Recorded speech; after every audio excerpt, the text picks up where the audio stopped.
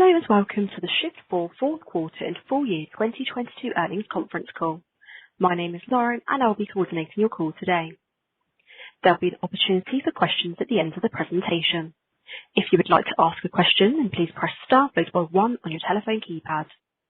Please note that this call, along with the Q&A, will be for a duration of 60 minutes. I will now hand you over to your host, Tom McCrohan, Head of Investor Relations, to begin. Tom, please go ahead. Thank you, operator, and good morning, everyone, and welcome to Shift4's fourth quarter earnings conference call. With me on the call today are Jared Isaacman, Shift4's Chief Executive Officer, Taylor Lauber, our President and Chief Strategy Officer, and Nancy Disman, our Chief Financial Officer. This call is being webcast on the Investor Relations section of our website, which can be found at investors.shift4.com. Our quarterly shareholder letter, quarterly financial results, and other materials related to our quarterly results have all been posted to our IR website. Our call and earnings materials today include forward-looking statements. These statements are not guarantees of future performance, and our actual results could differ materially as a result of many important factors. Additional information concerning those factors is available in our most recent reports on Forms 10-K and 10-Q, which you can find on the SEC's website and the Investor Relations section of our corporate website. For any non-GAAP financial information discussed on this call, the related GAAP measures and reconciliations are available in today's quarterly shareholder letter. With that, let me turn the call over to Jared. Jared? Thank you, Tom. Good morning, everyone. We are very pleased with the record results we delivered this year in the face of ongoing economic uncertainty. We ended full year 2022 with record levels of volume, gross revenue less network fees, adjusted EBITDA, and adjusted free cash flow, all in excess of our midterm outlook.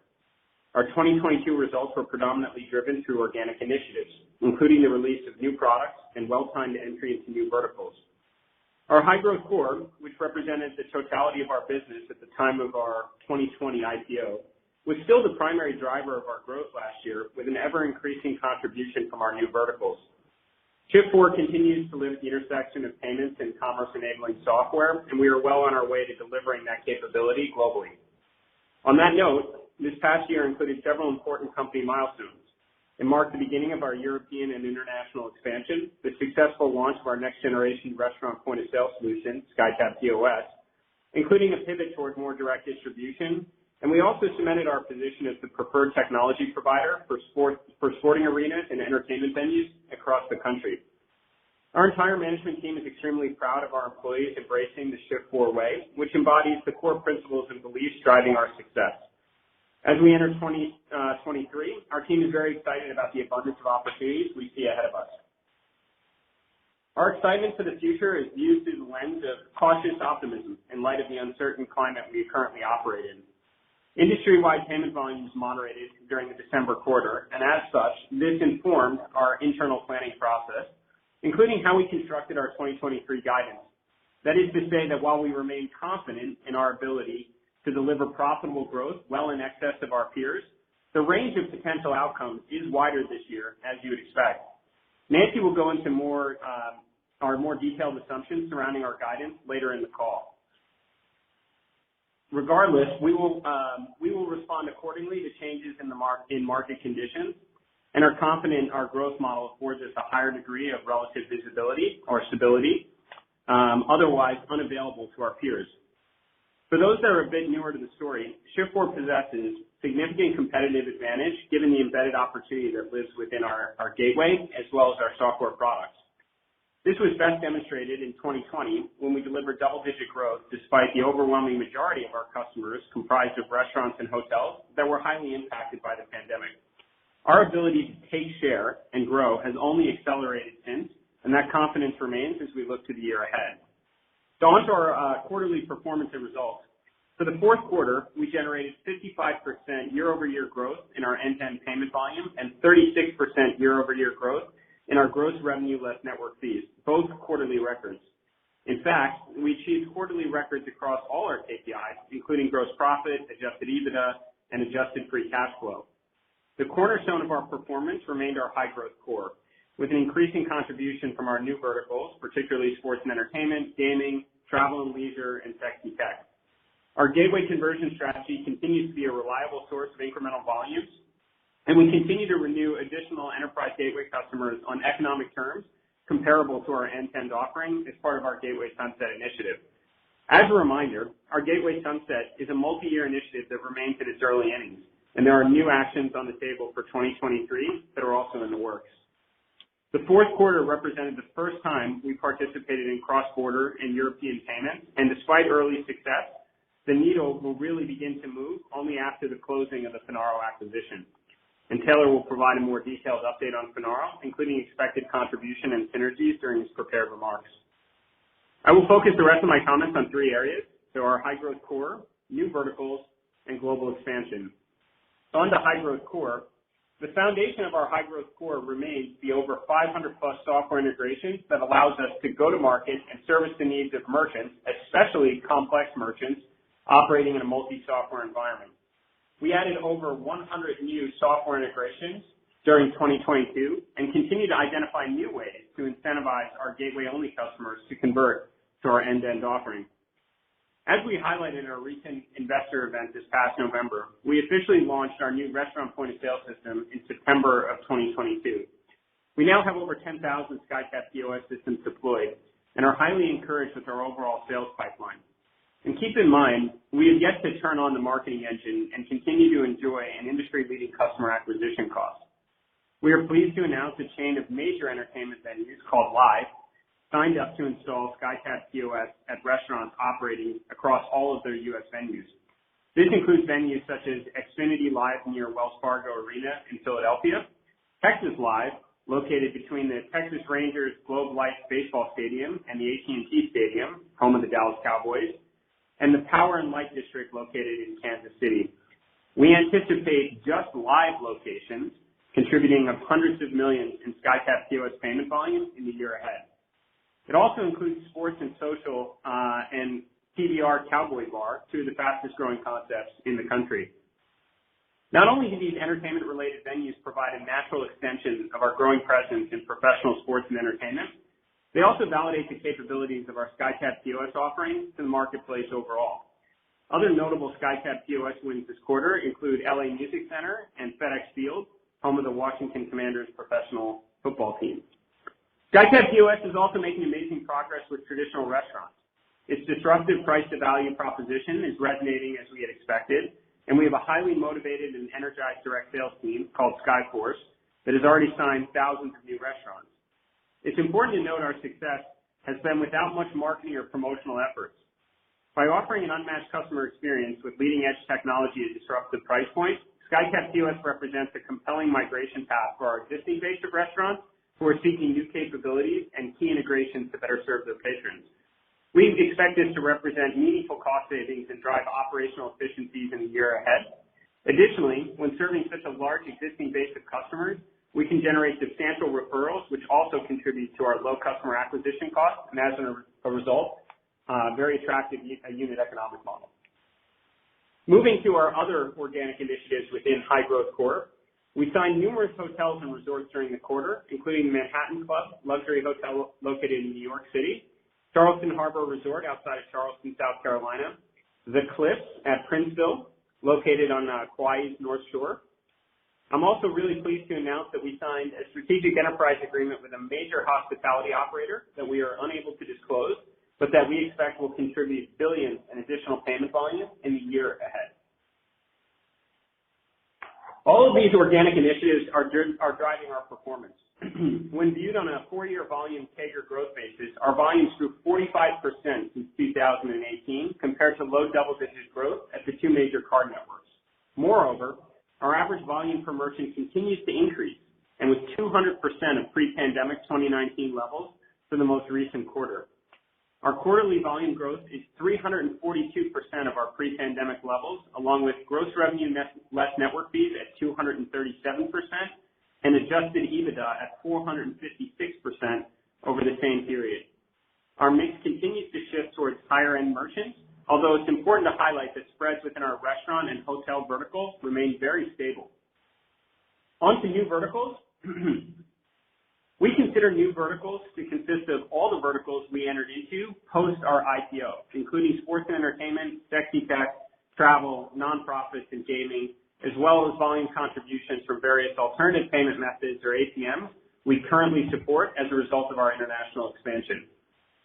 Consistent with our commentary from last quarter, we're not breaking out volumes or spreads between our new verticals, including our strategic enterprise relationships and our high-growth core due to confidentiality and competitive sensitivity with certain strategic customers. That stated, and as we expected and previously communicated, we did witness a sequential improvement in our spreads during the fourth quarter as a result of new customer boards alongside processing of international and ATM volume. It's worth highlighting as we continue to expand internationally and partner with international gateways and alternative payment methods like our recently announced PayPal partnership, we may not be directly settling funds for those transactions, the impact of which is that our gross revenue and gross revenue less network fees will essentially be the same. For the quarter, volume contribution across all our new verticals continued to ramp, as expected, as we benefited from the fall NFL football season, including ticketing sales, the nonprofit donation season, volume contribution from large strategic customers, and contributions from Allegiant Airlines, whom we are now processing all of their U.S. ticketing volume. As mentioned above, we also signed a partnership agreement with PayPal to enable PayPal checkout, including PayPal Pay Later, as well as Venmo, to our enterprise clients. We will also more prominently promote PayPal as a checkout option to Shift4 shop merchants and QR Pay customers in return for an expanded revenue share wherever PayPal is selected at checkout. In sports and entertainment, we signed ticketing agreements with Premier Productions and the Space Center in Houston. Last month, we also began processing ticketing for several professional teams, including the New Orleans Saints, New Orleans Pelicans, and Arizona Cardinals. We also signed payment processing and ticketing agreements with the Baltimore Orioles, the Baltimore Ravens, the Florida Panthers, Cleveland Cavaliers, and the University of Minnesota. We will see much more ticketing volume in 2023 now that the integration with SeatGeek is complete. And in college sports, we expect to begin processing ticketing for college sports through our integration with Paculin in the coming weeks. We will look back on 2022 as the year Shift4 cemented its position as the preferred payments and technology partner for sports and entertainment venues, including ticketing. Our pipeline remains very healthy in sports and entertainment vertical. In gaming, we signed Saucon Casino Resort in Southern California, one of the top 10 largest casinos in California, as well as the Tulap Casino, one of the largest casinos in the state of Washington. We also signed a partnership with Passport Technology, a leading gaming technology provider for cash advance and ATM services, where Shift4 is assisting in the development of a cashless gaming experience. We continue to add state and tribal gaming licenses, including the District of Columbia, and added additional states with BetMGM. We anticipate being live in every online state with BetMGM by the end of this first quarter. We are constantly adding critical integrations within our online gaming ecosystem and are currently testing multiple B2B integrations that combined operate in more than a dozen jurisdictions. We are also incorporating Finaro's European gaming capabilities within our U.S. payment platform. Moving to nonprofits, our nonprofit vertical continues to grow, and during 2022, we added over 1,000 new nonprofits to the platform. The Giving Block has expanded outside of crypto, enhancing their product suite to include stock donations in addition to the ability to accept traditional card-based payments. The Giving Block has evolved from its position as the leading crypto donation platform to the leading non-cash fundraising platform that supports all forms of digital assets. The Giving Block will continue adding new payment methods and product capabilities as we pursue the $450 billion payment opportunity living within the nonprofit vertical. In travel, the integration of Allegiant Airlines is now complete, and we are now processing all of Allegiant's ticketing volume. We signed another U.S. airline during the quarter, which we look forward to disclosing next quarter. With respect to Sexy Tech, we continue to serve an increasingly exciting mix of next-generation e-commerce customers. As you are aware, one very fast-growing customer is driving the next evolution of Shift4 and our global expansion strategy. Additionally, we entered into partnerships with Zippin, Mashkin, two next-generation retail concepts that allow customers to check out without having to interact with a cashier. Zippin is already in use at several retail locations in the Dallas-Fort Worth Airport, and Mashkin is deployed at more than 2,300 locations across the U.S. Additionally, in this category, we began processing for Paybits and completed a Bridger Pay integration. All of our success supporting much larger merchants in a variety of new verticals has garnered interest from other large multinational merchants. We are evaluating several exciting RFPs across all our new verticals, which we believe will only accelerate as we expand internationally. On that note, I also would like to provide you with an update on our global expansion progress. International expansion remains our number one capital allocation priority, both in terms of our M&A pipeline and organic investment initiatives. We expect to receive final regulatory approval on Finaro shortly, and our 2023 guidance does not include any contribution from Finaro.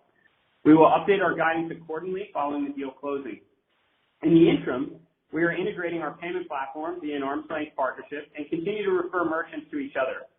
As you recall, we announced last quarter that we acquired a highly capable European payment service provider, or PSP, that now affords us Stripe-like integration capabilities to offer our European and U.S. merchants.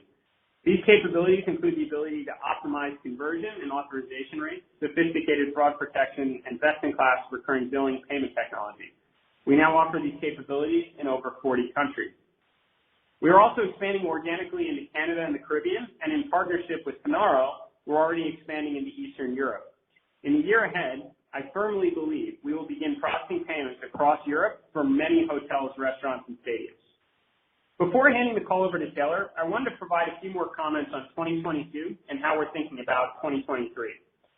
In the beginning of 2022, we were one of the first payment companies to express concern about the deteriorating macroeconomic conditions. I commented that this is the type of climate that Shift4 performs best in. Unlike many of our peers that grew up in a zero interest rate environment and a growth at all costs mentality, we self-funded Shift4 through the first 15 years of our existence. We grew through every economic downturn, including the Great Recession and the challenging pandemic conditions of 2020. Based on past experience, I stated we would reduce spending and focus our resources in 2022 on the true needle movers. As a result, we generated growth rates in line with our midterm outlook in 2022 and expect to continue driving real growth across our core and new verticals.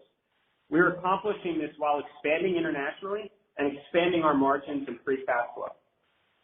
As we look ahead to 2023, we have assembled guidance that we feel confident we were able to deliver upon, and assuming consumer spending remains reasonably stable, we are poised to deliver another year of similar performance. Nancy will go into this in just a minute, but I want to speak a bit about expenses. I've expressed a very strong position to the leadership team at Shift4 that we will meet our growth targets this year while striving to keep expenses and headcount as flat as possible exiting Q4. I fully expect we will be upgrading talent throughout the year as competitors we admire continue to shed personnel, but I will resist to the greatest extent possible increasing spending. I believe this is the responsible way to navigate the year ahead and will demonstrate the scalability of the Shift4 platform. Last, Shift4 has a strong record of unlocking value through creative M&A. Our balance sheet remains strong, and we are reducing leverage now at an accelerated pace. Our adjusted net leverage on a trailing 12-month basis is now 2.7 times, giving us ample capacity to pursue other strategic priorities. And with that, I'll turn the call over to our President and Chief Strategy Officer, Taylor Lauber. Taylor? Thanks, Jared, and good morning, everyone. I'd like to provide a bit more detail on some of the more interesting trends we saw in the fourth quarter, early views on 2023, and how we are positioning ourselves strategically for the year ahead. As Jared mentioned, we approached 2022 with a deliberate caution given what we viewed as the potential for a slowdown in consumer spending in the face of rising interest rates and broader economic pessimism. While we believe that approach to be highly prudent, it has not manifested itself in our processing volumes. Merchants largely exhibited a normal seasonal cadence, with restaurants moderating from the summer highs and our sports and entertainment and other new verticals filling the gap nicely. Hotels performed stronger than usual as travel was not impacted by the large waves of COVID that we had experienced in prior years. As we mentioned during our Q3 call in November, we also began to see some benefit from our international expansion and alternative payment methods during the fourth quarter, which helped contribute to spread expansion versus Q3. Early indications for 23 are positive. We saw record volume days as travel resumed during President's Day weekend, and suspect that spring break and Easter travel will create strong month-over-month growth as it has in prior years. As you may recall, we typically experience our slowest period during January and early February. While that was true, we have benefited from some easier comps when considering the impact of Omicron in January of last year. We are sometimes compared to payment companies operating in a single industry vertical, and I think our performance in Q4 highlights the advantages that our vertical expansion strategy has created. We have large and fast-growing franchises in restaurants, hotels, sports and entertainment, gaming, nonprofit, travel, and of course, sexy tech, all of which serve to bolster our performance when a single sector experiences moderation. Most importantly, we've been able to deliver these strong results and expand our margins and free cash flow. As we've mentioned before, many of our competitors in the fintech arena have not been required to operate with a focus on profitability and positive cash flow. Shift4 has approached our growth with a very disciplined and consistent process, constantly balancing a desire for growth with a realistic payback assumption. This means that we generally deploy capital with an expectation for positive returns within 12 to 18 months or less. As investors justifiably put higher demands for results in free cash flow, we believe that many of our competitors will be forced to dramatically change their behavior. As Jared mentioned, this type of an operating environment is typically where Shift4 thrives, and we are leaning into the current environment, which positions us well to continue to grow and take share, as well as to continue to operate in the same fiscally responsible manner that we have since our founding 24 years ago. To that point, stock-based compensation and the dilutive effects on shareholder returns has been a significant focus in the investment community of late.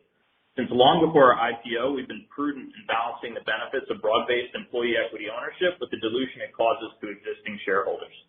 We have had average dilution of about 1% a year for 21 and 22, and this includes the impact of equity used for acquisitions.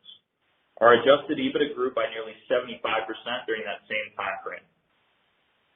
A strong early mover understanding of integrated payments alongside of M&A has been a significant driver of our ability to rapidly gain share in numerous verticals and geographies, and the current climate in our balance sheet positions us well to continue to execute in that regard.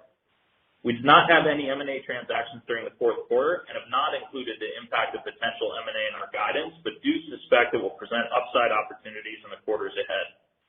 On that note, we are nearing what we believe to be the final stages of regulatory review for our acquisition of Finaro. Bear in mind these regulatory approvals can typically take up to 18 months, and while the timing is by its nature uncertain, we believe a closing during Q2 is likely. You will recall that when we announced the transaction, we estimated a full-year contribution to volume and adjusted EBITDA of $15 billion and $30 million respectively. We will continue to update you on the closing progress and pro forma economic contribution as we progress towards closing. Before turning the call over to Nancy, I'd like to sing her praises for just a moment. During a short time as CFO, she has made meaningful contributions to help enhance our operating performance, free cash flow, and forecasting abilities. Her approach to expense discipline is also particularly helpful as we strive to maintain both best-in-class growth and our very strong margins. Nancy? Thanks so much, Taylor, and good morning, everyone. In the fourth quarter, we delivered record results and ended the year exceeding the top end of our previously provided guidance ranges for volume, gross revenue less network fees, and adjusted EBITDA. And we also meaningfully exceeded our adjusted free cash flow guidance. Total Q4 volume of $20.7 billion grew 55% compared to the same period last year. Q4 gross revenues were $537.7 million, up 35% from the same quarter last year, and gross revenue less network fees were $199.4 million, an increase of 36% over last year. Our adjusted EBITDA for the quarter was $94.4 million, and our adjusted EBITDA margins were strong for the quarter at 47%. Our quarterly results were driven by the continued strength of our high-growth core, improved economics earned from our gateway customers, and higher unit economics resulting from our decision to insource a large portion of our go-to-market distribution in connection with the launch of SkyTab in the third quarter, shifting from third-party distribution to direct in major markets. As expected, we continue to add and ramp very large enterprise merchants, which is resulting in lower blended spreads. The blended spread for the fourth quarter was 71 basis points versus 74 basis points a year ago and 68 basis points last quarter. We anticipate the ongoing mix shift will continue into 2023 and that our blended spread will continue to decline as we successfully move up market. As we mentioned last quarter, We are not further breaking down the components of the blended spread given disclosure limitations and competitive sensitivities. However, we did see sequential improvement in both our high-growth core and non-high-growth core spreads in Q4 as compared to Q3, driven by volume mix, new boards, and international growth. Having an early look at Q1, spreads remain strong and in line with Q4, but will decline modestly due to the impact of the newly signed strategic enterprise agreement with a major hospitality operator that Jared previously mentioned. We are very pleased with the margin expansion we delivered this year. For the full year 2022, our adjusted EBITDA margins were 39.8%, representing over 800 basis points of expansion compared to full year 2021. We delivered this margin expansion despite ongoing growth-related investments, including international expansion, new vertical expansion, and the SkyCare product launch. We are very confident in our ability to deliver further margin expansion in 2023 and are committed to remaining disciplined in our cost management while continuing to support and invest in growth. Net income was $38.5 million for the quarter. Net income per share was 51 cents and 46 cents per share on a basic and diluted basis, respectively. Adjusted net income for the quarter was $40.5 million or 47 cents per share on a diluted basis. Adjusted free cash flow in the quarter was $56.7 million, bringing full year total adjusted free cash flow to $147.2 million. Adjusted free cash flow conversion was 60% for the quarter and 51% for the full year. A complete reconciliation of adjusted free cash flow is available in the appendix of our earnings materials. In reviewing these materials, you will see that as of year-end, we settled the outstanding receivable we had with our sponsor bank. We did not include the benefit of this settlement cash inflow in our adjusted free cash flow balances. We are exiting the quarter with just over $776 million of cash, $1.8 billion of debt, and $100 million undrawn on our credit facility. Our net leverage at year-end was 3.5 times and approximately 2.7 times, as Jared mentioned, when adjusted for the contribution of recent initiatives based on the trailing 4 quarters of adjusted EBITDA. Our strong balance sheet and free cash flow profile will continue to allow us to invest in the business and our strategic growth priorities while we remain disciplined in our capital allocation approach. For the full year of 2023, we are introducing guidance ranges for each of our key performance indicators. Our guidance range attempts to account for a variety of business and economic scenarios. As demonstrated last year, the onboarding of multi-billion-dollar enterprise merchants can have significant weighting on volume in a particular quarter and is difficult to predict. Additionally, the persistent uncertainty of the macroeconomic climate compels us to be cautious. The low end of our guide contemplates modest headwinds in consumer spending, during which we are confident we can deliver best-in-class growth among our peer set. The high end of our guide implies a continuation of recent trends in both our growth and consumer spending. As Taylor mentioned, Finaro is not included in either scenario, and we will be adjusting our guidance when the closing date becomes certain. Regardless, both the high and low end of our ranges represent strong, profitable growth, including margin expansion and improved free cash flow conversion. For 2023, we expect to deliver total end-to-end volumes of $100 billion to $109 billion, representing 40 to 52% year-over-year growth. Gross revenues of $2.5 billion to $2.7 billion, representing 25% to 35% year-over-year growth. Gross revenue less network fees of $915 million to $955 million, representing 26% to 31% year-over-year growth. And adjusted EBITDA of $410 million to $435 million, representing 42% to 50% year-over-year growth. We anticipate adjusted EBITDA margins to expand approximately 500 basis points at the midpoint of our guidance ranges and adjusted free cash flow conversion to expand to 52% plus. As a reminder, one more time, this guidance does not include Finaro or any other contemplated M&A in 2023. With that, let me now turn the call back to Jared. And thank you, Nancy. So, operator, we're ready to take questions. Thank you. If you would like to ask a question, then please press star followed by 1 on your telephone keypad. If you change your mind, please press star followed by 2. When preparing to ask your question, please ensure that your phone is unmuted locally. Our first question comes from Dan Perlin from RBC. Dan, please go ahead. Thanks. Good morning, and a lot of good stuff in the results today. I wanted to just wanted to ask a question around kind of the embedded expectations, within guidance. And Jared, I appreciate the fact that you don't want to give like the vertical numbers specifically, but I was just wondering kind of directionally, how do we think about how much contributions ultimately are going to be coming from kind of net new business, some of that being vertical, some of that being other opportunities versus just high growth core, and how that may toggle, given some of the macro scenarios that you've built into your assumptions. Thanks. Hey, Dan, thank you so much. And I'm looking around the room just to see if Taylor or Nancy wants to add on. What I would say is that if we were trying to put a 2023 volume bridge in place, it would look very similar, approximately similar to what we did last year if you just took it on a percentage basis of current volume.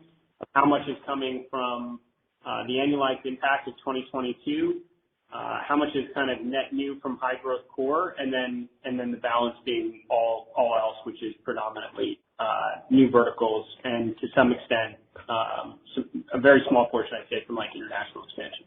Yeah, that's exactly right. So the one thing to keep in mind is, as Jared mentioned, annualizing our boards from last year is always the largest contributor inside of the year. We got a half a year or on average contribution from those merchants, and just getting a full year is a really nice growth or benefit that we get. One thing to keep in mind is a lot of these big merchants did not contribute a full year last year. So while we surprised, I think, investors with the contribution of new verticals kind of surging in Q3 and expanding further in Q4, you can expect that grow over benefit to help. The one thing I would just sort of caveat Jared's statement with is we were more pessimistic on same-store sales growth in our guidance this year than we were last year. So if you recall, we had a portion of our bridge that was, same-store sales growth and travel recovery.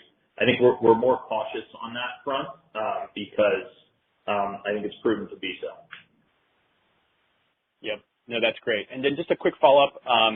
Just any initial commentary around the success you're having in sourcing strategy. The go-to-market strategy here is a lot more direct distribution than what you've had. Obviously, you had a quarter now to kind of see how that's going. So I would just love to hear any kind of initial phases there. Thank you.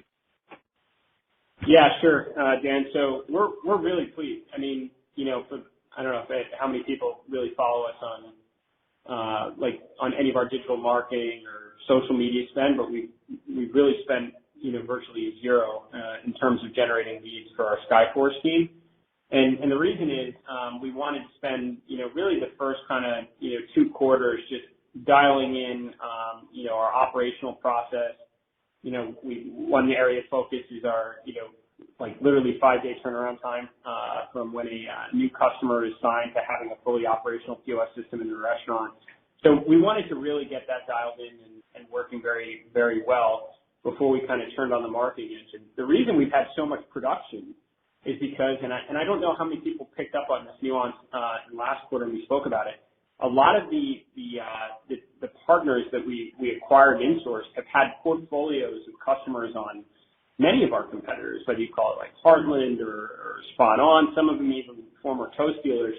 So they already had what we refer to as kind of this low-hanging fruit list to be able to go out and knock on doors now that they were part of our team and sign up customers to SkyTab without any real marketing support. And that was part of the plan by design, was to use the first 2 quarters, kind of burn down some of that low-hanging fruit, dial in the process before kind of ramping marketing. And I think as a result, you wind up having just a ridiculously low customer acquisition cost over the last couple of quarters. But really pleased with how things are coming along. Great balance between our direct team and filling in the gaps with some authorized partners. And we're really happy with the results of the product. It's in some extraordinarily high volume locations right now. Thank you. Thank you. Our next question comes from Timothy Chiodo from Credit Suisse. Timothy, please go ahead. Great. Thank you. Good morning, everyone. I want to talk a little bit about the ticketing opportunity. So you have SeatGeek, you have TicketSocket, you recently got the Pacquiao integration, which opens up a lot of college sports and stadiums there. Maybe you could just expand upon what Pacquiao actually does for you in terms of the opportunity, and then also if there's any thoughts around the potential to integrate with Ticketmaster, which I believe remains the only large integration that you have yet to make. Hey, Tim. I'll cover that one. I don't want to talk about any of the names specifically. We are trying to be pretty deliberate in walking back from, specific customer names, specific partner names. But the way you should think about a ticketing opportunity, the way investors should, is it's an integration to a software platform that lots of other merchants use. Pick any of those names that you mentioned. Getting an integration to the platform means that you're now technically capable of serving a TAM that is substantially wider than the day before you completed that integration. And so having the integration means that you can light up a customer that's using it very, very quickly, but that integration is what takes a lot of time to get done. So we announced kind of our foray into sports and entertainment in a meaningful way with the acquisition of VenueNext in March of 21. We started to win full stack stadiums and started to have ticketing conversations throughout the end of 21 and into 22. We've kind of completed the bulk of that ticketing integration work, and now it's much faster for us to light up customers, much in the same way we can light up a customer who's using a hotel property management software integration that we already have. And obviously, being able to deliver for them in the really high demand environment of their stadium gives them confidence that we can handle their ticketing volume as well. So you should think about each integration as an instant way to expand our TAM, and that the volume comes much faster as a result of having the integration. It's basically a customer saying yes and signing an agreement that allows you to serve them. Excellent, really helpful, and congratulations on those integrations. The quick follow-up is around inorganic contributions. I realize they're small from the European TSP, a little bit from Giving Block, but could you just recap that what was included in Q4 that was inorganic and the small portion that's included for the 2023 guide for both volumes and revs? Yeah, sure. Suffice it to say, and I think we had these comments in November, we were not terribly optimistic around the giving environment at the time, and this is probably pre some of the other, tough news in the crypto community. So the contribution from the Giving Block largely came in the form of SaaS from the incremental customers they signed up. It was not particularly meaningful, although when you think about that customer base being double what it was when we bought it, as the giving environment starts to improve, the donation volume should come very quickly thereafter. So we're quite constructive on that platform, despite the troubles in the crypto community and the lower donation volume. And I think we had commented in that same fall in November that we expected the contribution of our international TSP to be less than 1% of our volume and net revenue for the year, and I think it's landed right where we expected it to be. So reasonably inconsequential in the quarter, although really, really strong technical capabilities. Yeah, I think just to layer on that, pretty consistent with, and this is just important, I think, for all investors to understand. It's not uncommon for us at all to acquire assets that we think give us some unique right to win within a specific vertical, and then just totally pivot the revenue model around payments. Great example of that is the VenueNext acquisition. At the time we purchased it, fantastic software. It wasn't a cash-generating business at all. Pivoted it, from predominantly SaaS at that point to now being a real contributor from a volume perspective, which is driving a lot of the net revenue.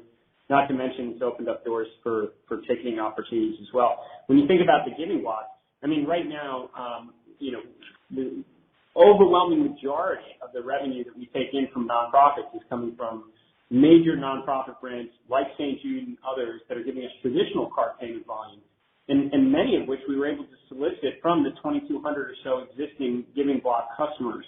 With respect to the European, PSP, we bought that asset to put volume that we knew we had already with respect to some of our strategic customers into the European market. So like I know it's been a question we've been asked since the time of the IPO. You know, what contributions are coming organically versus inorganically? It's almost always organically and then some, because you're oftentimes devastating the revenue model of the existing business you acquired to pivot it towards our organic strategy. I think that holds the same with the deals that we actually did in 2022. Perfect. Great points. Thanks a lot, Jared and Taylor.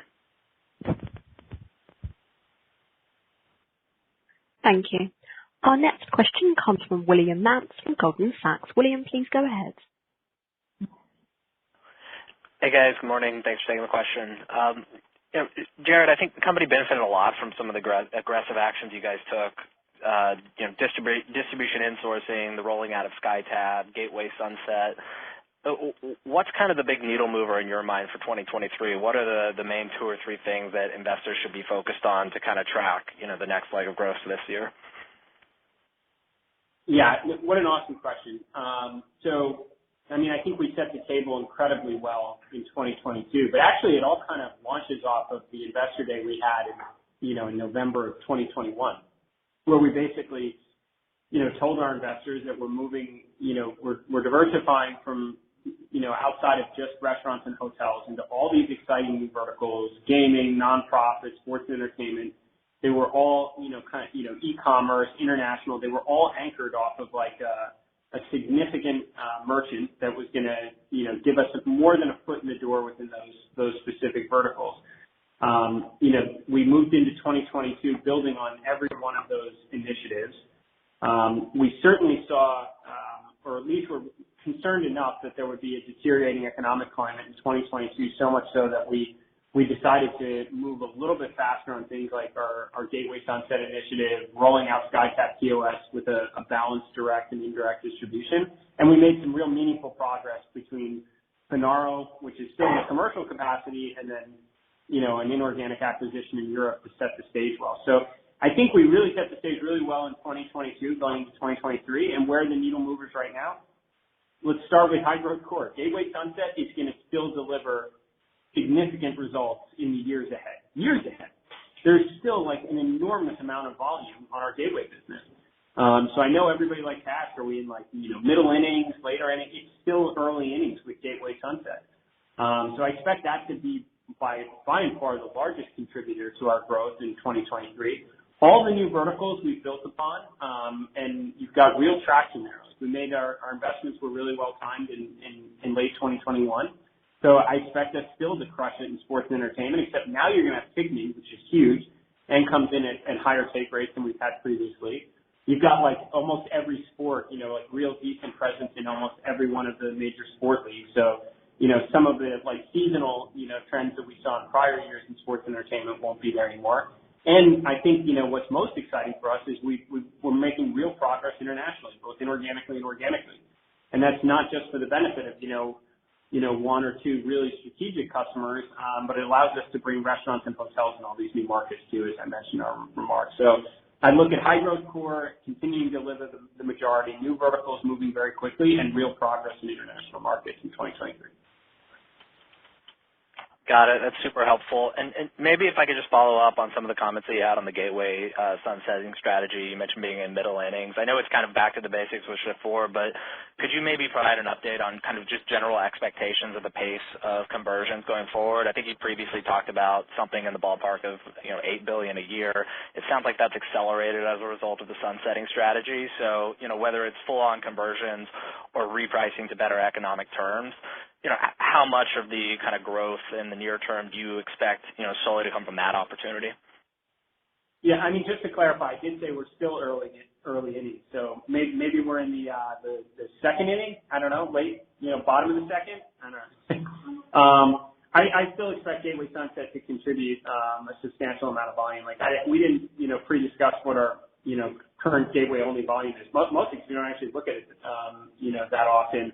But you're still talking like, well in excess of 100 billion, like well in excess of that in volume there. Like even if we're working 24/7, it's still a lot of volume to move over.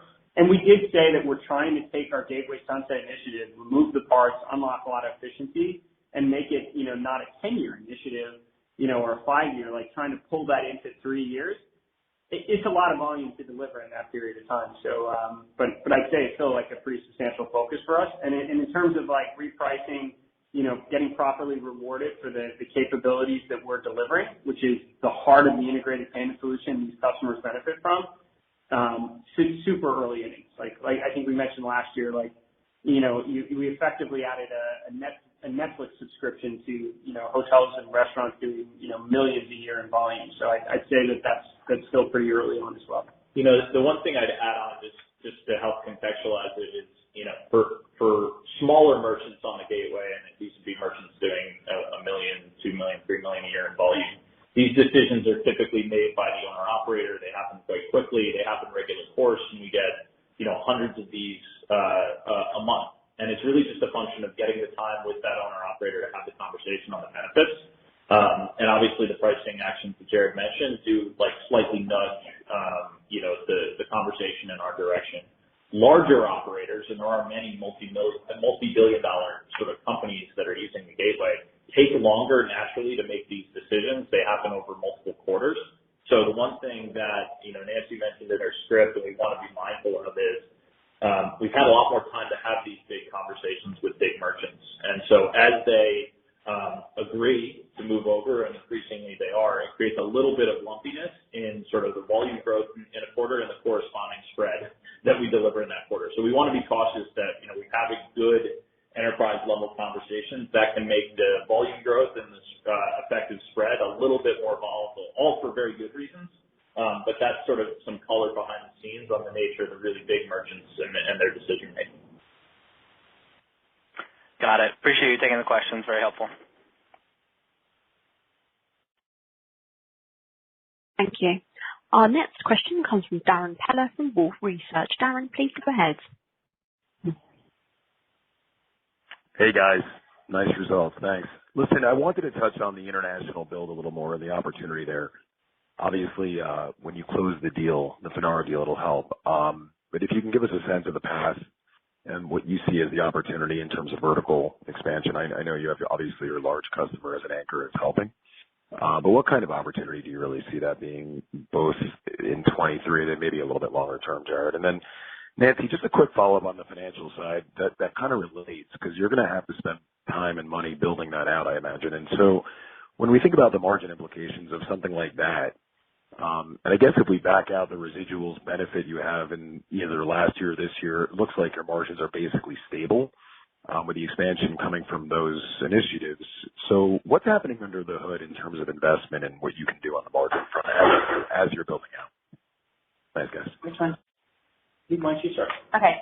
Starting on the margin side, I would say you're right. Certainly the in-source distribution helps the margin lift, but by design, of course, right? And so I think as we're strategically looking at where we want to invest for growth, from an international perspective, a lot of these kind of tuck-in or small technology and product deals that we're looking at provide us a lot of opportunity to create the investments that we need kind of outside of the U.S., right? So we don't really need to use kind of the U.S. platform necessarily to make core investments for that expansion.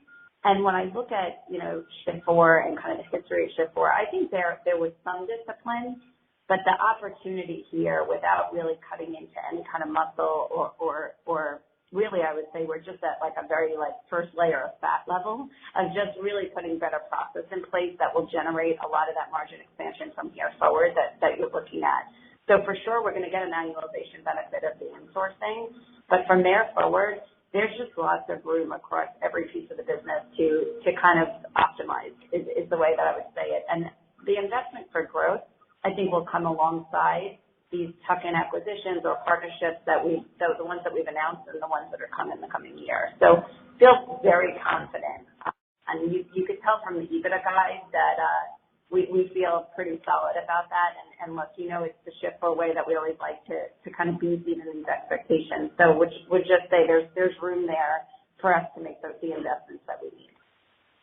Yeah. And I guess just to layer on a little bit on that point, with every initiative, I was kind of trying to make this point in Q4 of last year when we were, interacting with a lot of investors. It's like virtually everything we are doing right now has a margin and has an efficiency benefit, which then translates into margin and free cash flow. So just give you an example, right? It's actually more labor intense for us to support a gateway customer than an end-to-end one. So when every day that goes by that we move more customers from our gateway to our end-to-end platform, it makes things easier on our support resources. It's so much different than when we can handle a situation end-to-end versus trying to get a conference call going with, Bank of America, First Data to try and troubleshoot a situation. Every SkyTab POS system that goes out right now is like 3 or 4x easier to support because it's cloud-based than all of our legacy POS systems. Actually, we caught fair criticism for the first couple of years as a public company. Oh, don't they have a lot of Windows-based POS software? Isn't that previous generation? Yeah. And they're like more labor intense to support. So like every day that goes by, more SkyTab POS systems come in, like we are able to more efficiently support probably the most labor intense portion of our customer base, which is small restaurants. Last, our diversification into new verticals, stadiums. A single stadium that may do hundreds of millions a year in volume can be covered by, let's just say, one person with half their time, versus that same person might have to cover thousands, potentially of restaurants that are calling multiple times. You need a lot of people in order to manage the number of inbound calls on that. So the point is like there's areas of business that we're going to be able to operate more efficiently, and that frees up resources for us to make investments in areas like product dev, R&D, finance, for sure, as we continue to expand internationally. Moving on to the first part of your question is like just general excitement, how big the opportunity for international is. It's huge. I think I hope most people took a look at some of the numbers that got released on Stripe. Holy hell. You're talking about like 800 billion in volume growing at an extraordinary rate. Even Adyen's numbers, take margin aside, that's a lot of volume growth. What that is right there is integrated payments 3.0. That is powering commerce-enabling software anywhere in the world and making life easier on some of the largest enterprises in the world. Yeah, we're gunning for that heavily. We're going to follow an incredible customer on that journey. We'll do it, organically in some parts of the world, like we announced with Canada and the Caribbean. We're looking at other markets now. We'll do some one-to-many partnerships in some parts of the world, and we'll deploy capital effectively to own rails in other parts of the world. And in doing so, like we're gonna first be able to compete. So it's not just Adyen and Stripe going for some of those huge multinational corporations, but we're going to take everything that made us special in the U.S., like one of the most competitive markets in the world, and bring it into those new markets. It's incredibly exciting. This is our journey to like $1 billion plus in EBITDA. That's the march we're on right now. Right. So I think it's one you can't ignore. That's really helpful. Thanks, guys. Just very last quick follow-up is on SkyTab, and the progress you're making seem really strong on the location ads. Just maybe a quick update on the expectations for the year ahead.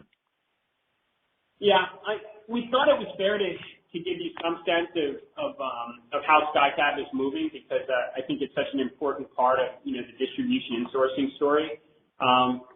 The expectation is I think both Toast and Shift4 are going to continue to have great years, and I'm sure both Toast and Shift4 will take our products into international markets, and we'll go and clean up all those legacy terminals and Windows-based POS systems, and I think both enjoy a lot of success. What I don't think we'll do, we'll certainly give you insights into spreads and volume. Is I don't think we're going to every quarter give updates on location count. I don't think it's a fair comparison when we tend to be way more upmarket than them. Right. You'd rather have hypothetically 4,000, 2 million a year customers than 5,000, 800,000 a year customers, or something to that effect. But yeah, I think it's like looking at the competitive landscape, it's a two-horse race for sure, and there won't be a winner take all. Both Toast and Shift4 are going to have a lot of success with our cloud-based products in the U.S. and in other markets. That's great, guys. Thanks again.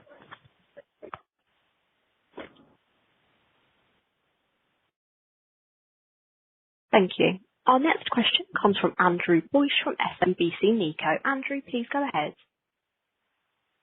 Hey guys, nice set of results, and thanks for taking my question. Just want to tail Darren's international question there, and in the context of the regulatory approvals needed for Finaro. I know that you're not considering anything from Finaro in this guide, but given how important the international expansion and roadmap is to the Shift4 story right now, is there any kind of changes to how results would shake out one way or another if the regulatory approvals were signed off today versus bleeding the third quarter or even beyond? I don't believe so. As Jared mentioned during his scripted remarks, we have an arm's length partnership that's allowed us to complete a lot of the technical work to service customers. So we have, I think there's been some comments around this previously, we have successfully baited transactions on SkyTab throughout Europe via a combination of platforms on VenueNext as well.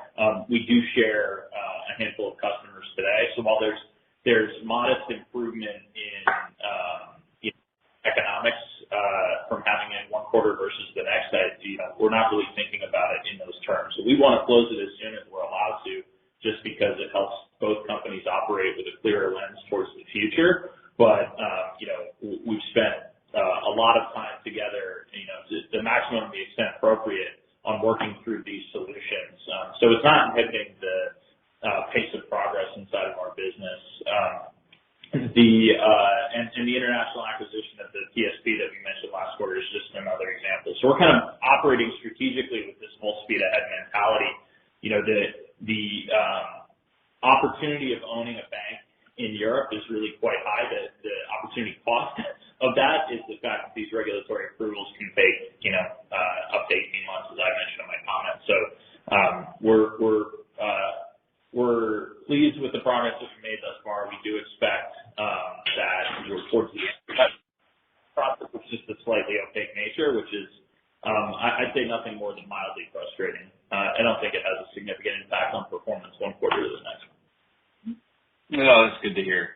And then wanted to get a little bit more color around, the investment philosophy here. And what are the key kind of, macro indicators that you guys are looking for to give you more confidence of say, stepping on the gas regarding investments? I mean, I really appreciate the commentary in the shareholder letter that said, focusing on upgrading talent versus, outright adding heads. So maybe if you could just kind of give a sense of the investment versus the macro and maybe what areas of the upgrading talent you're really focused on. Stepping on the gas is an interesting way to phrase it, because I think we kind of always feel like our foot's pretty heavy down on the gas. The reality is we think about kind of capital deployment or M&A, if you will, through a couple lenses. Number one, is there a capability that we need that we don't have that an acquisition accelerates our pace into? And I would say that's been a portion of our M&A, but not the entirety of it. Another portion is this a customer acquisition cost funnel that is substantially lower than finding them? And I think if you look at things like the acquisition of the Merchant Link Gateway, like the acquisition of the restaurant ISV brands that we had before that was always to accumulate really, really nice groups of captive customers at a very attractive customer acquisition cost. We've monitored for that all the time. I don't think, market valuations have a huge bearing on that, and we execute when and where it's appropriate. I think the tougher one is the first thing I mentioned there, which is capability enhancements. You do typically have to pay more for, or you might not get the instant margin accretion from a transaction like that, and so you have to be very disciplined in what you're willing to pay for it.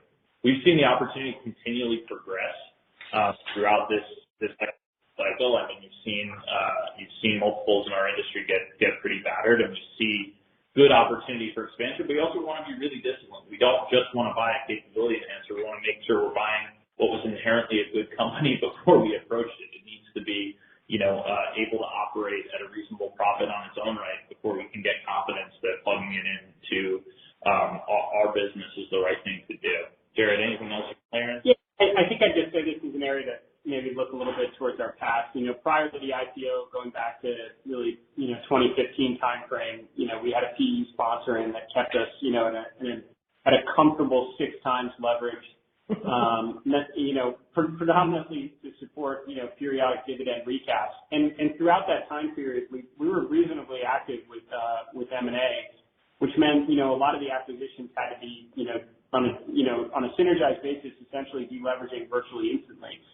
Fortunately, with our current leverage profile, we don't necessarily have to find those gems.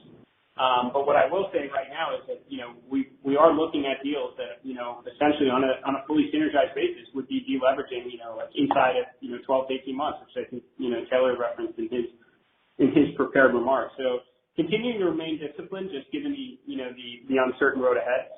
That said, I think in terms of capital prioritization, as Taylor mentioned, international is very important. Like I said, I'm a very big believer in this, 3.0 evolution of the integrated payments world, and rails are scarce, really scarce. So there's opportunity to acquire rails at attractive terms to help build out our support our global expansion endeavors. It's going to be top of the list. But the other thing I'd say too is just organic investment. I mentioned earlier there are a lot of reasons why we should continue to become more and more efficient. So if we're able to layer on that volume, keep headcount at try endeavor to really keep it as flat as possible exiting off of Q4, and it turns out that the economic climate is not as some people feared, then there should be room for us to make some investments in some organic initiatives, whether internal systems or other things to better support our long-term profile. Got it. Thanks, Jared, and congrats on a really impressive year. Thank you. Our final question comes from Raina Kumar from UBS. Raina, please go ahead.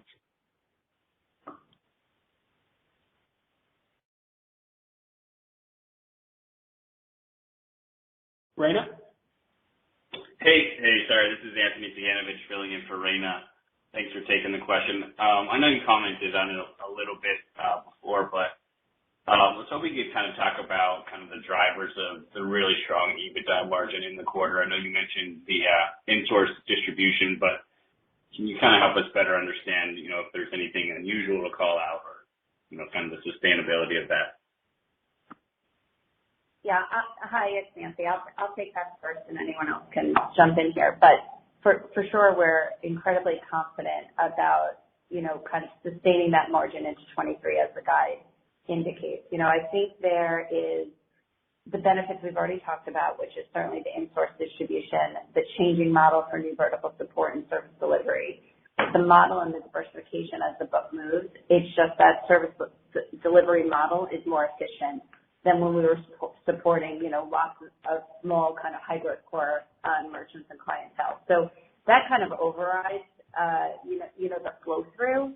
And our discipline around, you think about in probably most companies, headcount, compensation, things like that being the biggest driver of SG&A. And when you look at our SG&A trends, both on a reported basis and on an adjusted basis, very confident that those exit rates can be sustained going into 23. And it really just comes from disciplined approach across the board being implemented. This whole idea of defending the spend, really thinking about how every dollar is being allocated. That's really the underlying focus of the company. And the new verticals as they board, we're really taking a kind of white glove enterprise approach, surge type models, to get them delivered efficiently and onboarded as quickly as possible. And I think that flow through is what you're seeing in Q4 and will continue into 23 and beyond. So just the leverage of every dollar at this point is flowing through at a higher conversion rate. And really, I just don't want to repeat everything Jared just said, but kind of just say kind of exiting Q4 will continue into 23. Got it. That's helpful. And just a quick follow-up. I was just wondering if you think there's, the macro conditions are impacting, restaurant demand for the, SkyTab POS. And how is it impacting demand for SaaS-based solutions or willingness to pay SaaS fees? Thank you. So a few things in there. I don't think the restaurant, at least if we look at Q4, the restaurant vertical felt very normal, right? It typically does moderate off of the summer of Q3. That's what we saw inside of our restaurant base. It did not have any bearing on our ability to add customers. Now, as Jared mentioned earlier, we try to stack the deck in that regard. The entirety of our insourcing of distribution was not about gross margin economic expansion. It was also about really attracting customer acquisition costs and all the low-hanging fruit that that comes with the project. So our ability to gain share is, hopefully somewhat dislocated from any macroeconomic impact. We like to have a captive base of customers that we can sell into. It's what's driven our success in the past. So I point that out with regard to the restaurant vertical as something that we've said. Now, as we look ahead, I think we've been, publicly probably too cautious on same-store sales inside of that vertical and the impact it could have. That caution has been represented in kind of everything that we've told the street. I think it continues to be, and yet we haven't seen it yet. So we're happy to be proven wrong to the extent there's more resiliency inside of one of our verticals than we anticipate, but we plan for there being some adversity in almost all of our verticals. It just serves our entire operating model for the business well to be able to